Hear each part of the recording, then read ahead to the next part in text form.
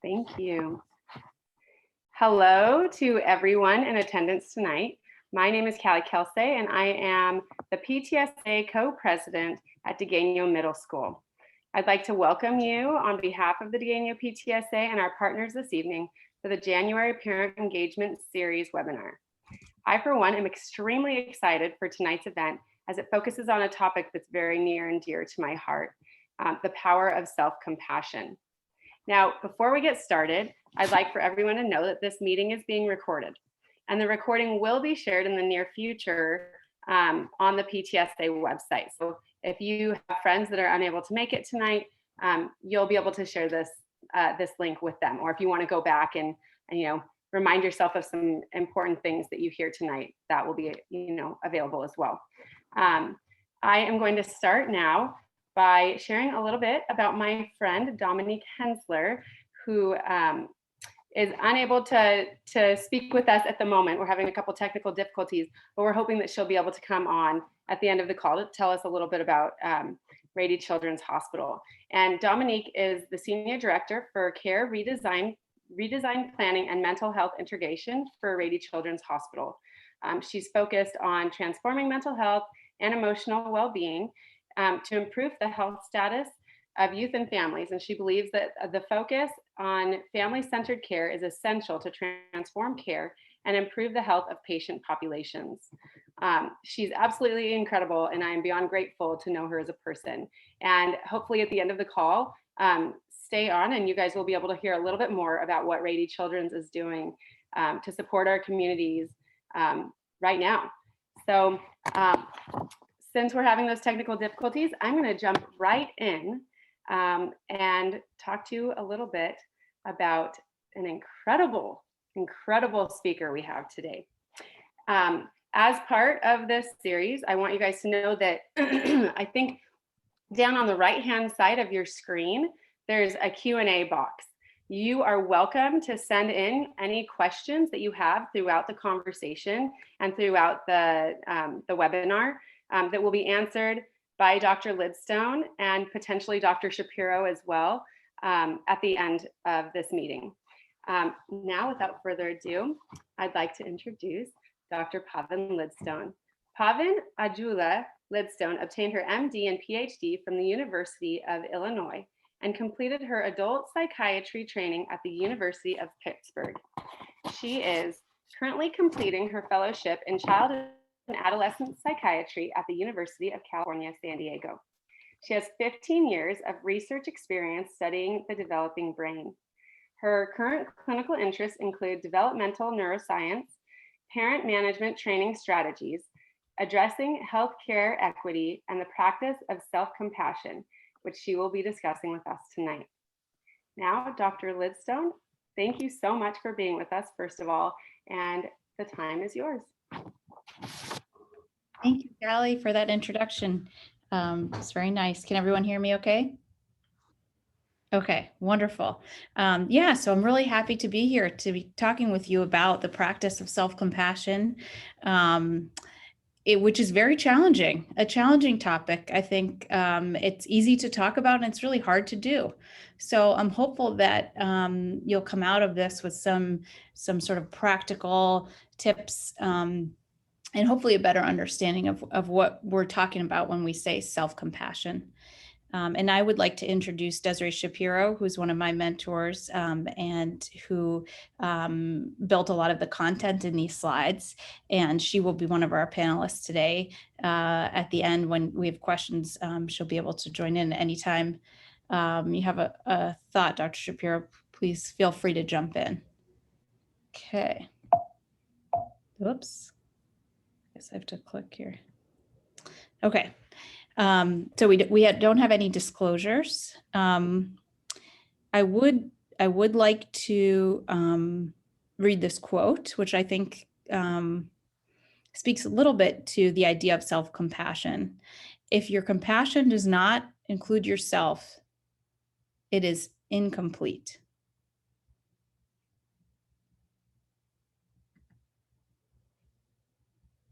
Today, we're going to talk about the model of self-compassion as established by Kristin Neff. We're going to discuss some self-compassion strategies, some practical tips, and then we're going to engage in a mindfulness practice. So we're going to talk the talk, and then we're going to walk the walk together. And then we'll have some discussion about things that came up for folks when we went through that. I'll go ahead and read this quote too. For some reason, we are truly convinced that if we criticize ourselves, the criticism will lead to change. If we are harsh, we will end up being kind. If we shame ourselves, we believe we end up loving ourselves. It has never been true, not for a moment, that shame leads to love. Only love leads to love. As we talk about taking care of ourselves, we should try to take care of ourselves. So this is a reminder here to do that, because sometimes when we take a pause in life and start to reflect, it can bring up lots of emotions, lots of big emotions. So everything is optional. Share what you feel comfortable sharing, and remember to be kind to yourself as we talk about these topics. I would like to take a moment for you to all to ask yourselves why you're here today. There might have been something that drew your attention to this topic, and I encourage you to just take a moment to ask yourself, why are you here?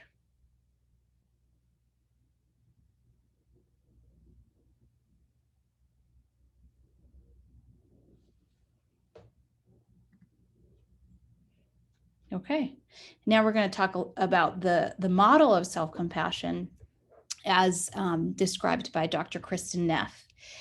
So she has a child with autism and has put together this model based on some Buddhist teachings and a variety of other kind of sources over time. She's developed this, and this is by no means inclusive of every kind of model of self-compassion, but I think it's one that's readily accessible and has been studied. So we know the effects of thinking, the positive effects of thinking about self-compassion in this way. So there are three main components. There's self-kindness, a sense of common humanity, and the idea of mindfulness. And we're going to talk about each of these individually.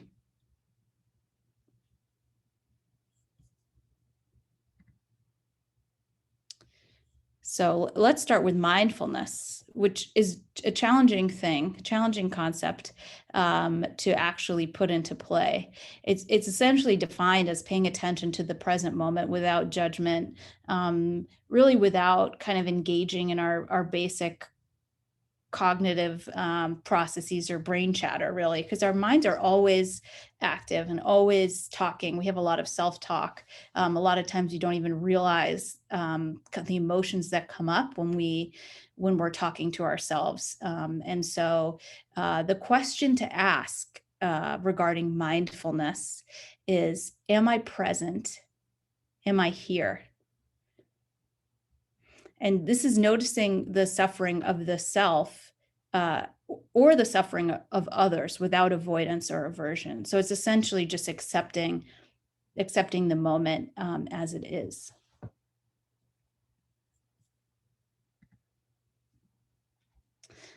The second part is kindness. The question to ask here is, am I being kind to myself? And am I treating myself as I would a friend? So this is treating others with care and understanding, and it involves active soothing and comforting. It may be how we would treat a young child, and that is how we should treat ourselves when we're distressed. The third is common humanity. This is seeing that we are part of a larger human experience. It's the idea that when we connect with with a fact or the thought that we're part of something bigger, it can bring some comfort as well. And despite what we see or believe sometimes on social media, everyone faces challenges at some point. And the idea of this is remembering that no one is perfect. And the question to ask for this concept is, am I remembering that I am not alone?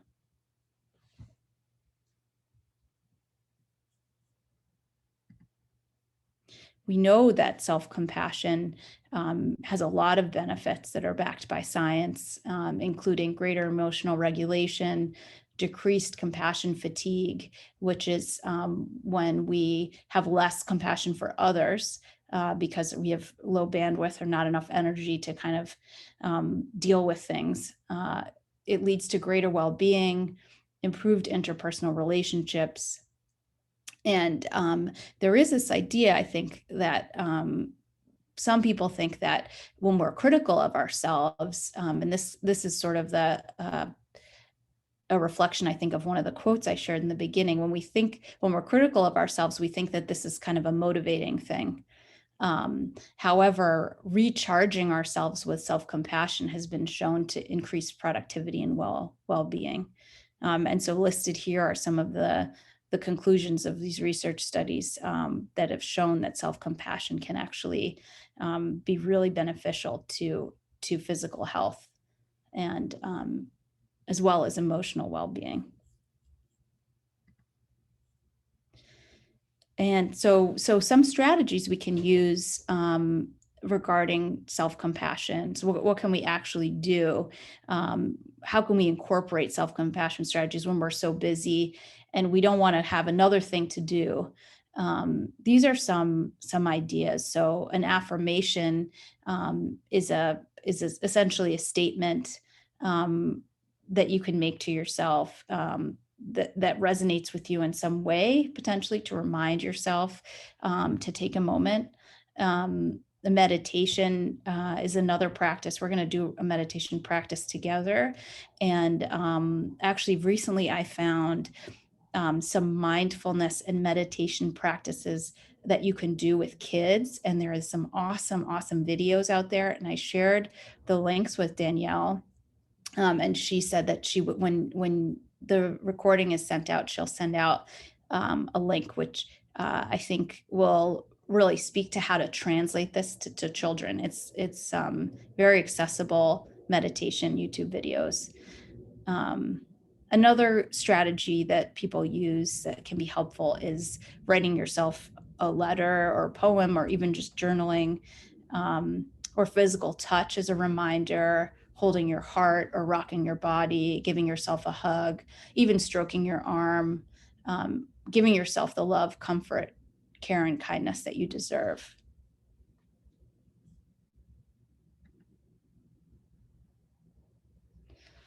And so we can think about the practice of self-compassion in the same way that we've talked about the model. So it might be helpful to think about the practice in three different components.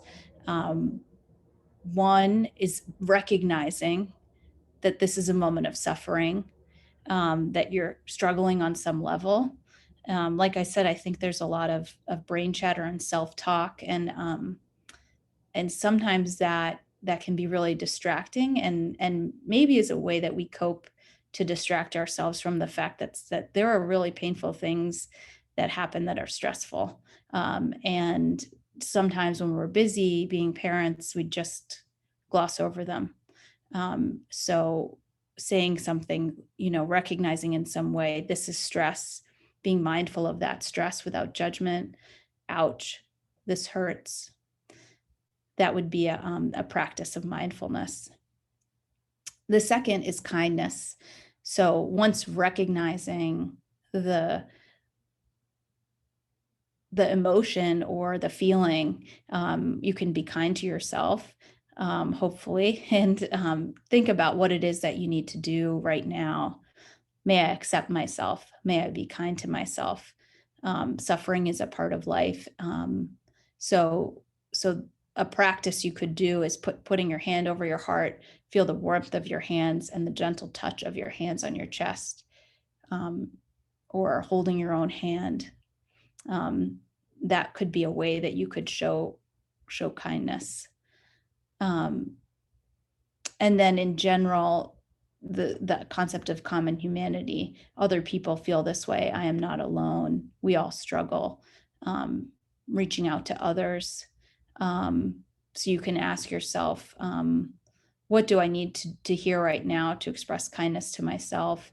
And what can I do to remind myself that I am not alone? So here, I would like for us to practice a loving kindness meditation. This will take probably about 7 minutes, 5 to 7 minutes total. This exercise draws on a guided meditation created by Emma Sapala. She's a science director of Stanford University's Center for Compassion and Altruism Research and Education. I'm going to actually go ahead and turn off my video, and you all can turn off your videos too, the panelists, if you'd like.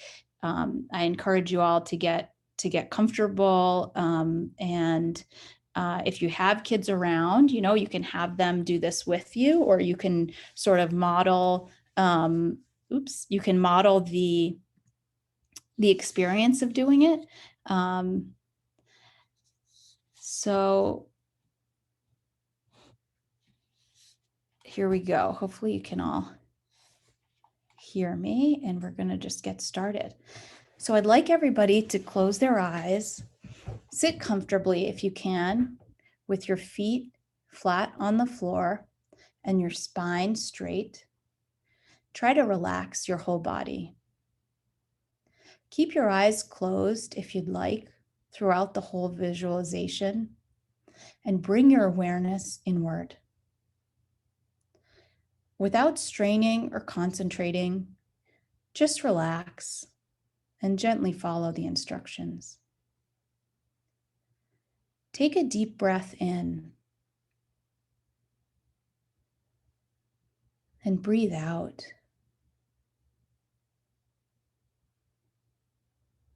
Keeping your eyes closed, think of a person close to you who loves you very much. It could be someone from the past or present, someone still in life or who has passed. It could be a spiritual teacher or guide. Imagine that person standing on your right side, sending you their love. That person is sending you wishes for your safety, for your well-being and happiness. Feel the warm wishes and love coming from that person towards you.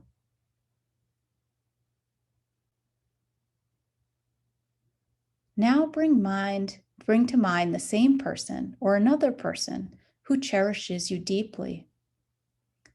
Imagine, if you can, that person standing on your left side, sending you wishes for wellness, your health and happiness. Feel the kindness and warmth coming to you from that person. Now imagine that you are surrounded on all sides by all the people who love you and have loved you. Picture all of your friends and loved ones surrounding you. They are standing, sending you wishes for your happiness, well-being, and health. Bask in the warm wishes and love coming from all sides. You are filled and overflowing with warmth and love.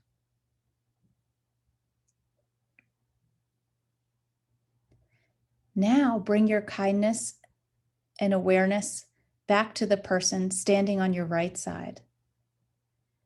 Begin to send the love that you feel back to that person. You and this person are similar. Just like you, this person wishes to be happy. Send all your love and warm wishes to that person.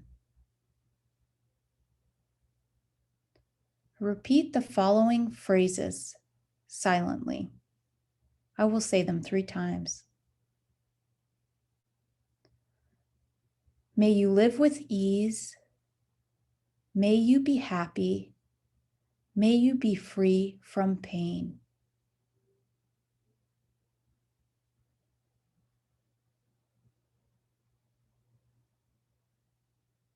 May you live with ease. May you be happy. May you be free from pain.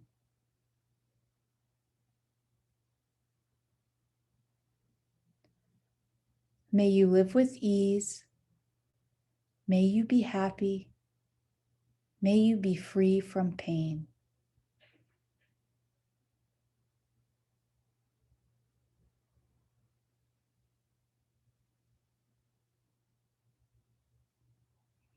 Now focus your awareness on the person standing on your left side. Begin to direct the love within you to that person. Send all your love and warmth to that person. That person and you are alike. Just like you, that person wishes to have a good life. Repeat the following phrases silently. I will say them 3 times. Just as I wish to. May you be safe. May you be healthy. May you live with ease and happiness.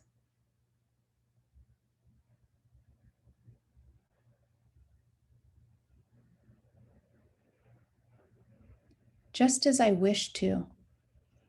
May you be safe. May you be healthy. May you live with ease and happiness.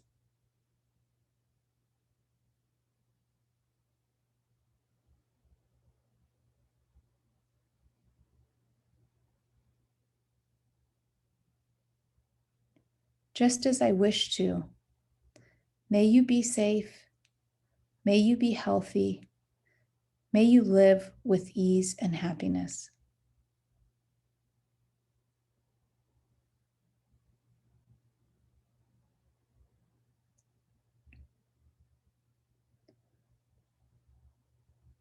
Now picture another person that you love, perhaps a relative or a friend. This person, like you, wishes to have a happy life. Send warm wishes to that person. Repeat the following phrases silently. I will say them 3 times. May your life be filled with happiness, health, and well-being.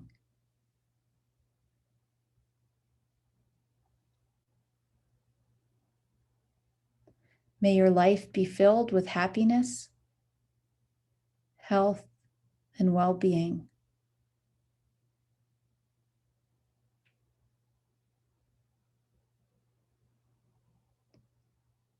May your life be filled with happiness, health, and well-being.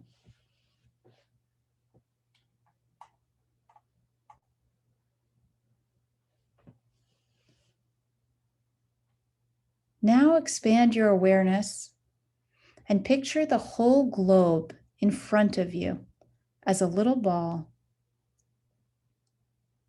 Send warm wishes to all living beings on the globe who, like you, want to be happy. Repeat the following phrases silently. I will say them 3 times. Just as I wish to, may you all live with ease, happiness, and good health.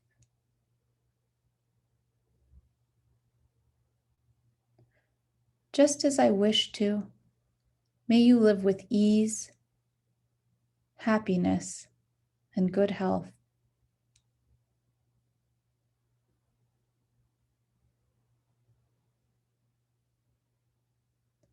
Just as I wish to, may you live with ease, happiness, and good health.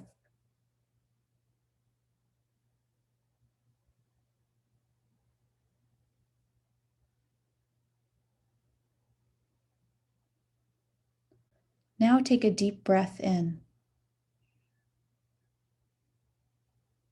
and breathe out. And another deep breath in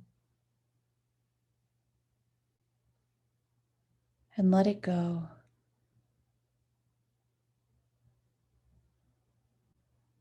Take a moment to notice the state of your mind and how you feel after this meditation. When you're ready, you may open your eyes.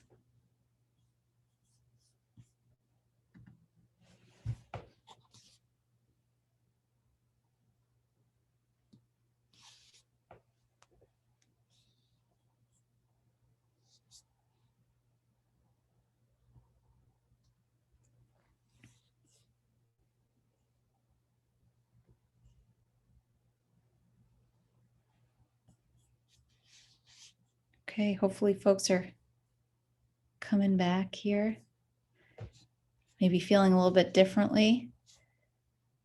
So we're gonna take that time now to open it up to discussion about how we're feeling. And I believe there are some questions that are already lined up. Yes. Oh my goodness. Dr. Lidstone, thank you so much for that.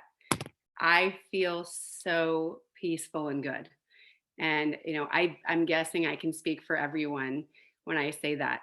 I I wish I had that. I guess I will have it on a recording so I can go back and listen to it again and again, because just the simple words like, may your life be filled with happiness, health, and well-being. That's such a powerful statement that I feel like the more that you think about that and you feel it, and then you give that back to others, it really does just calm your entire self. So just thank you so much for sharing that with us today. It's something that I think all of us will benefit from remembering and practicing as much as we can. Well, let me see if there's other questions, but I already have a couple. So let me start with the first one, which is, what is one thing I can do as a parent to let go of my guilt when I say the wrong thing or react the wrong way towards my child?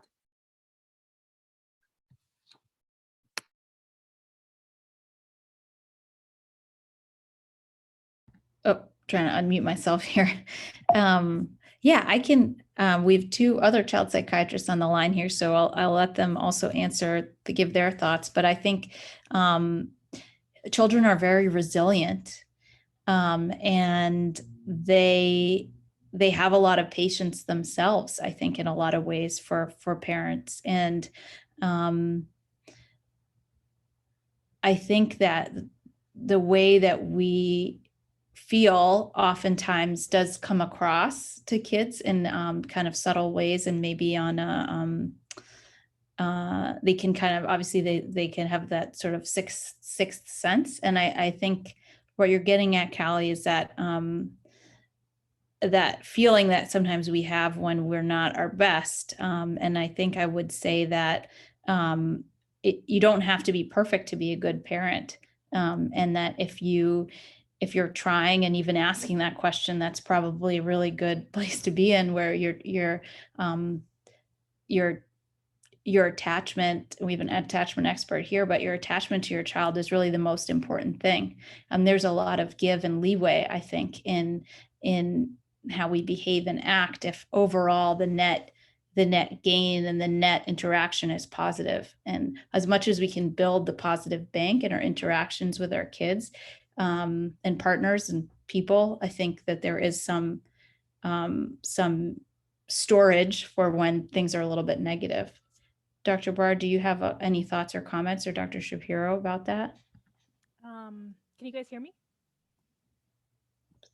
Hear me good? Okay, great. One thing, this is something that comes up as one of my areas of specialty is early childhood and infant mental health, and working with parents and young kids. And so I'll often quote, kind Winnicott, who is a pediatrician that talks about being the good enough parent.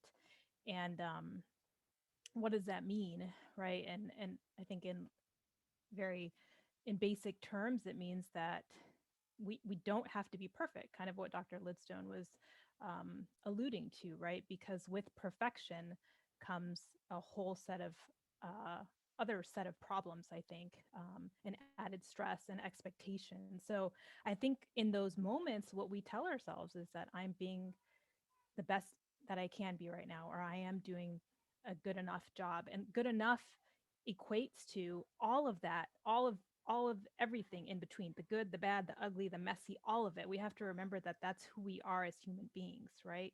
It's not just this or that or black or white. It's all of it. All of that encompasses who we are and who we are as parents, as we're kind of learning on this journey.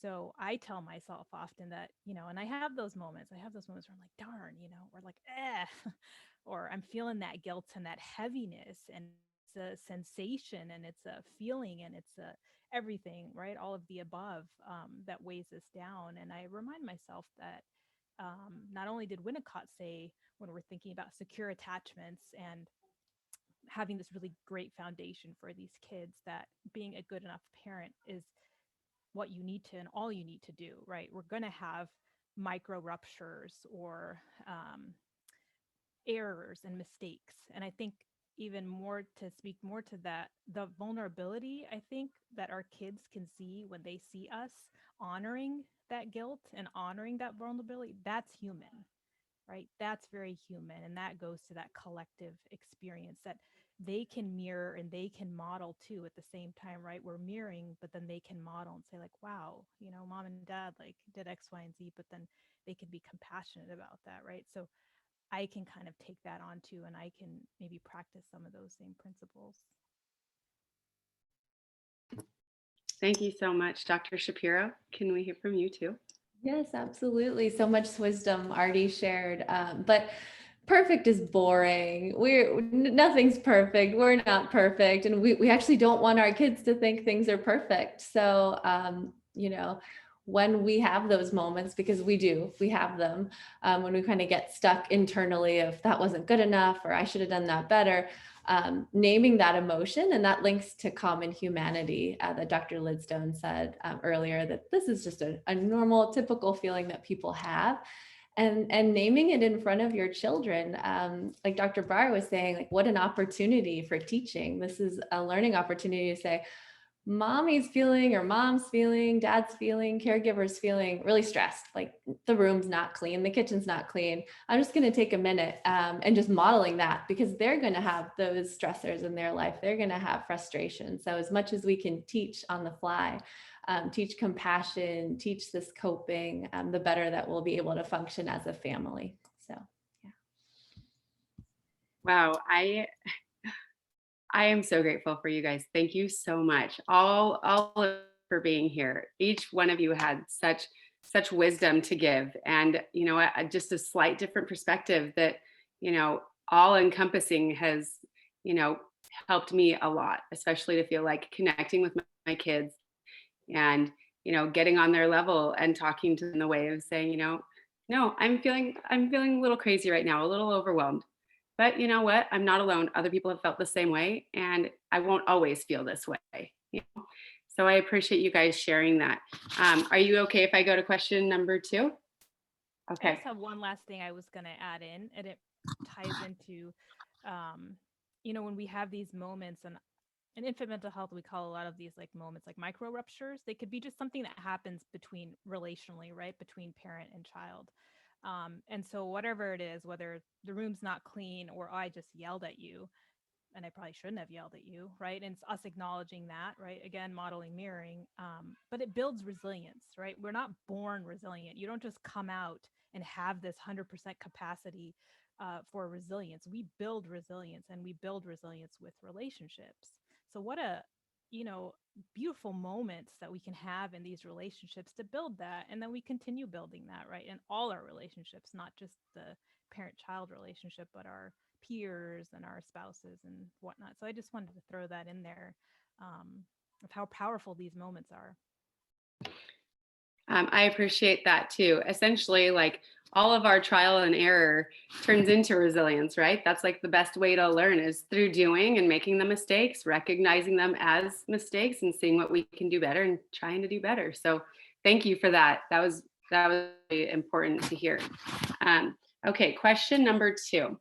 How can I get to a mindful state when I feel so anxious about the world around me? And I think that this is one that a lot of people are feeling right now. I, for one, try to not look at the news as much as possible, but I also don't want to, I want to be informed but not afraid. So this is definitely one that speaks to me as well. So what would your thoughts be on that?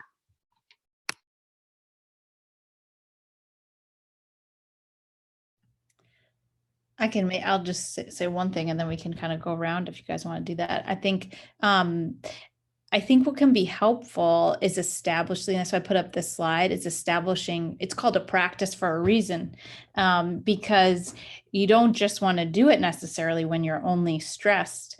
I think establishing a practice of either mindfulness or reflection can help to build the tool so you can use it when it's easier to use when you're stressed. So I guess if the question is like, what's something I can do? I think finding the practice that speaks to you the most, that's the most accessible, the one you're most likely to do. If journaling is too hard because you need the tools, hugging yourself or asking yourself these questions, what do I need to do right now?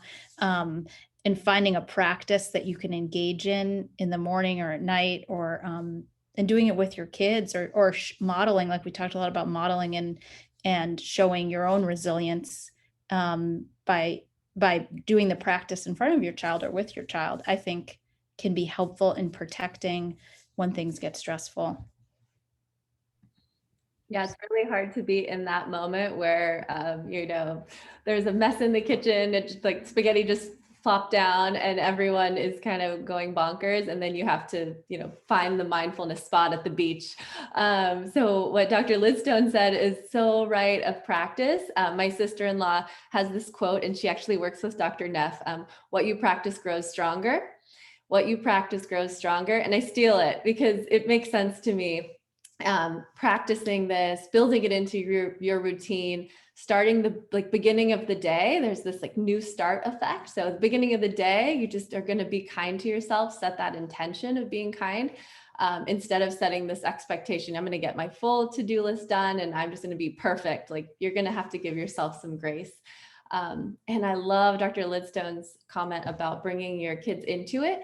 So personally, I do the calm down corner, and that's fair game for anyone in the house. And so I'll squoosh into this little teeny chair and calm down. And so having those little spaces around the house that is linked to naming the emotion, but also taking care of yourself and making sure that that's really core to your your functioning and your well-being. Yeah, I think the only thing I have just a few things to add would be piggybacking on what Dr. Shapiro and Lidstone said would maybe be, and I think most of us know this, but we don't always do this, which is just really what can we control and what can't we control, right? There's some things that are just out of our control. And so there's some acceptance that needs to come in, right? I can't control X, Y, and Z, but I can control these. So let me shift, right, to the focus on, because our brains are automatically going to this kind of negativity bias, or the things we can't do, the things we can't attain, the things we can't control. But if we kind of flip it and say, what can I do? What can I control, right? And let me focus on those things. So I can control that I turn the TV off. I can control that I get 10 minutes of news a day, right? And I think back to patients that I've worked with where we're kind of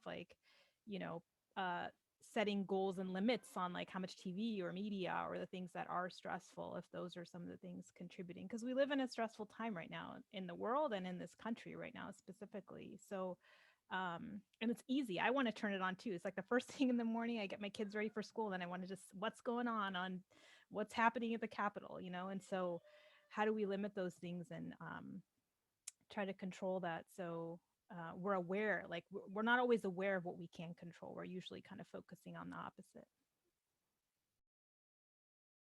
Yeah, thank you so much. Dr. Shapiro, when you were talking specifically about the calm down corner, we at my house call them the chill zones, where it's like, go take your chill time. And we have them inside and outside. So they're kind of, great spots. And I definitely recommend that as well. It's been a great opportunity for, myself and my kids to take that time as needed to, take a deep breath, play with some fidget toys and recognize how they're feeling and then come back and, talk about things if need be. And if not, then let it go. So thank you for all three of you for your wisdom. Oh my goodness. I feel like so honored to be here with you guys today. Thank you. Thank you. I do have one last question. And it is, when I think of self-compassion, I think about loving myself. But this is harder than it seems. What can I do to start my day off in a positive way so self-compassion comes easily? And I know that you guys definitely have answered some of that throughout the talk and throughout this discussion we've already been having. But can you think of any other easy to go to things that parents, teachers, youth, anyone could be implementing into their daily life that could help them start on that more self-compassionate level in the morning? I know Dr. Lidstone talked a bit about affirmations, but that is one thing, if it feels right for you.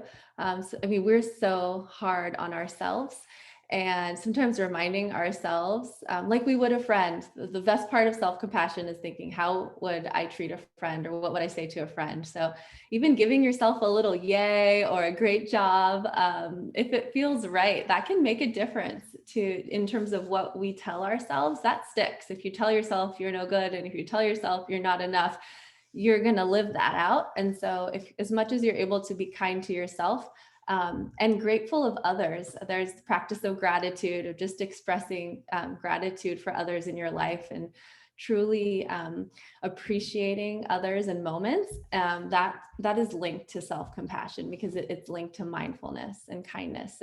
So being silly, not taking yourself too seriously, and giving yourself a high five is my answer. I think also thinking about what brings you joy as an individual can be really helpful, because that's a very individual answer. And maybe reflecting on when's the last time you allowed yourself, or had the time, or made the time for yourself to experience that joy, and making a plan for how you can do that. I think time becomes a precious commodity and a resource as we get older, and it's very easy to get lost and forget that, because you're taking care of kids or your life or your job, and things are stressful, and it's COVID, and there are a million things to think of. And so it feels like guilty, or I don't know, there are lots of feelings, there are lots of things that come in the way of that. Sometimes thinking of yourself as, needing to be able to take care of others requires, I think, a certain level of self-care.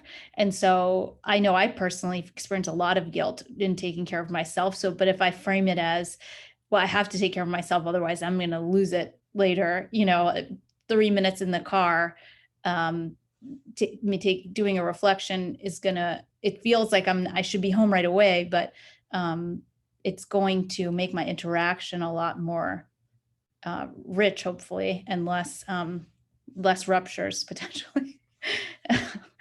That's always the hope, but yeah. Oops. Yeah, the only thing I'd have to add to that is maybe I think for certain people, if you're one of those people, is when you're starting this and you're starting to practice mindfulness, as it is a practice, right? Is to maybe structure it a little bit, like Dr. Shapiro was saying. What are those things? What are those intentions you might have for the day? What are some practices that you want to embed in? Because it can come through one ear and out the other, and it sounds great and it feels great today, but it's really it's a muscle. It's like building that muscle. You build that muscle in your brain, you build that muscle of mindfulness, and eventually it becomes a practice, and it becomes automatic for some of us, right? There's my husband's one of those, he's got to exercise. If he doesn't get his exercise, I know he has not exercised. And when I don't sleep, he knows I'm like on low sleep. It's pretty apparent. And the kids know. They've picked up on all that energy, right? We're just constantly emitting energy. And so I think that's one thing that I've tried to do and I slip often, and I forget, but as I try to meditate every night, it's one of my mindfulness pieces or practices. And sometimes I just have to shut it's like my kids will do it. They'll just take the laptop and they're like, bam, put it down. You're just not looking at it. You got eye contact with us. But that also means like, oh, I need to have internal eye contact with myself tonight. This is how I'm finishing the day, or this is how I'm starting the day. So I think maybe some of us got to map it out a little, or it's hard to really jump on that journey then, because it's a great journey to jump on and to join, but kind of figuring out how you're going to structure that in your day. I appreciate all of that. I wake up every morning now to watch the sunrise. That's like one thing that I've recognized. Yes, it's early, but how I roll, but it's something that brings joy to me and helps me have like a solid foundation. So that even when things get chaotic, which they will for all of us in different ways at some point, I still can like feel grounded just from those simple things like watching the sunset or meditating. So I appreciate all of your thoughts and ideas so very much. All three of you, Dr. Lidstone, Dr. Shapiro, Dr. Brar, thank you so much for being here. I honestly feel so honored to be able to hear you guys tonight and to listen to what you guys have to say. With that being said, we are going to close. First with me sharing something that's from Dominique, who was unable to be on the video chat. Quickly, do any of you women have something else that you'd like to share, a final word? I did want to share the quote. I wish I wrote which one of you said this, but what you practice grows stronger. I loved that so much that I wrote it down, because I mean, how true is that, So thank you for that. But if you guys have one last thing that you'd like to say, we're good. You're good. Dr. Lidstone, what about you? You're good? I got one last one, which I think I wish there was a manual. I always have these discussions with my fellow colleagues about parenting, because you get to drive a car and you get that license and that instruction and the manual, right? But you don't as a parent. So what I often tell colleagues or parents I'm working that parenting is a journey, and don't forget to breathe. You have to breathe through it. You'll make it, and there'll be ups and downs, but you have to breathe through it. Thank you. Thank you so much for that. Taking those deep breaths is really helpful. So, and Calli, I think it was Dr. Shapiro who said that. Oh, thank you. We can hear you, I made it. I have to not take credit. I don't like to take credit. My sister-in-law, Shauna Shapiro, says that.